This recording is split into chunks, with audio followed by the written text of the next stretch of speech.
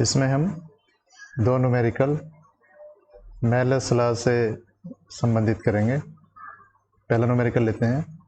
दो Nicol prism परस्पर cross की स्थिति में है। इनमें से एक को 60 डिग्री घुमाने पर आपतित प्रकाश का कितने प्रतिशत भाग पारगम्यता होगा।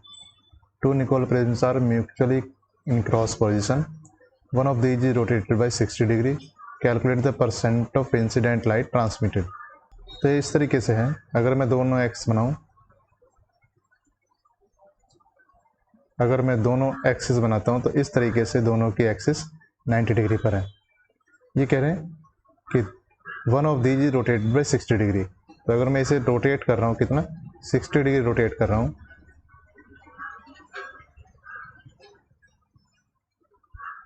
तो 60 डिग्री रोटेट करने के बाद जो एंगल बच जाता है वो बच जाता है 30 डिग्री।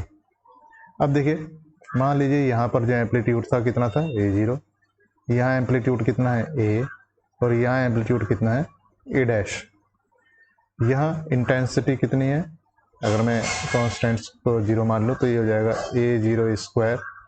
यहाँ इंटेंसिटी हो जाएगी कितनी, I will be equal to A square, और इसे इंटेंसिटी कह सकता हूँ A' स्क्वायर। तो यहाँ जो एम्पलीट्यूड है A0, यहाँ इससे निकलने के बाद इसका एम्पलीट्यूड कितना हो जाएगा, A will be equal to A0 cos 45, या कह सकते हैं ये हो जाएगा A0 बाई √2। ये इंटेंसिटी हो जाएगी कितनी A स्क्वायर, ये हो जाएगा A0 स्क्वायर बाई 2। इसे दूसरे तरीके से भी कह सकते हैं कि जो अनपोलराइज्ड लाइट है, यहाँ अनपोलराइज्ड लाइट के कंपोनेंट रैंडमली इन डायरेक्शन में, उनको दो कंपोनेंट में ब्रेक करने पर आधी इंटेंसिटी एक कंपोनेंट बनाएगी और आधी इंटेंसिटी दूसरा कंपोनेंट बनाएगी। तो इसे मैं कह सकता हूँ ये एक्चुअली क्या है, इंटेंसिटी का हाफ ही है।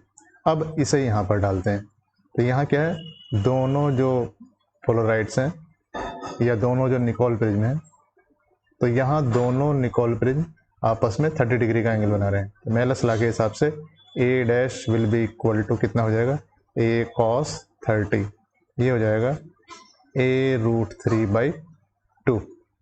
तो इंटेंसिटी अब हो जाएगी A' का square equal to A square 3/4, और A स्क्वायर कितना है, ये है A0 स्क्वायर बाई 2 3/4।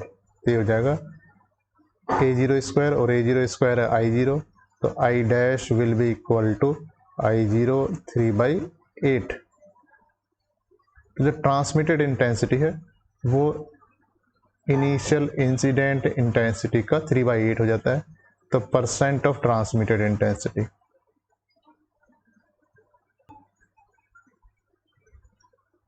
ये हो जाएगा I' अपॉन I0 इंटू 100, तो हो जाता है 3/8 इंटू 100, तो 3 इंटू 12.5 या 37.5% जो इंटेंसिटी है वो ट्रांसमिट हो जाएगी। दूसरा न्यूमेरिकल लेते हैं। समतल ध्रुवित प्रकाश एक अक्षीय द्वि अपवर्तन वाले क्रिस्टल पर लंबवत आपतित है। क्रिस्टल प्लेट के तल प्रकाशिक अक्ष के समांतर काटे गए हैं। यदि आपतित प्रकाश में दोलन प्रकाशिक अक्ष से 30 डिग्री का कोण बनाते हो, तब O किरण तथा E किरण की तीव्रता की तुलना कीजिए। Plane polarized light is incident normally on a uniaxial doubly refracting crystal. The faces of crystal plate are cut parallel to optic axis. If in incident light oscillations of E vector are making 30 degree with the optic axis, then compare the intensity of E ray and O ray। यहाँ देखिए, अगर मैं इसे axis बनाऊं, क्या है, plane polarize light incident normally on a uniaxial doubly refractive crystal, तो ये ऑप्टिक एक्सिस अगर है तो हम कह सकते हैं कि जो E वेक्टर होगा वो इसके परपेंडिकुलर, इसके डायरेक्शन में होगा E वेक्टर, या ई रे का वेक्टर, ई रे के ऑक्सीलेशंस और ओ रे के ऑक्सीलेशन इसके परपेंडिकुलर होंगे। तो अगर मैं साइड से देख रहा हूँ तो इस तरीके से दिखाई दे रहा है कि ई के ऑक्सीलेशन इसकी डायरेक्शन में और ओ परपेंडिकुलर है। तो इसे मैं ऐसे बना सकता हूँ कि इस तरफ क्या है, ओ के वेक्टर है और इस तरफ ये ई के वेक्टर है, और इधर ही ये ऑप्टिक एक्सिस है। अभी क्या लिखा हुआ है, ये कह रहे हैं incident light oscillation of E vector are making 30 degree with the optic axis. इसका मतलब इसके जो ऑक्सीलेशंस हैं वो यहाँ से 30 डिग्री बना रहे हैं।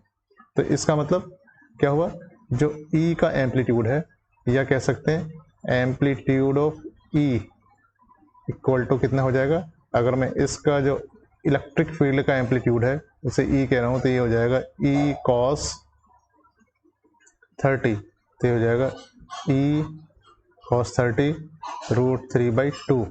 ऐसे ही ओ का एम्पलीट्यूड हो जाएगा कितना, ई साइन 30, ये हो जाएगा ई 1/2।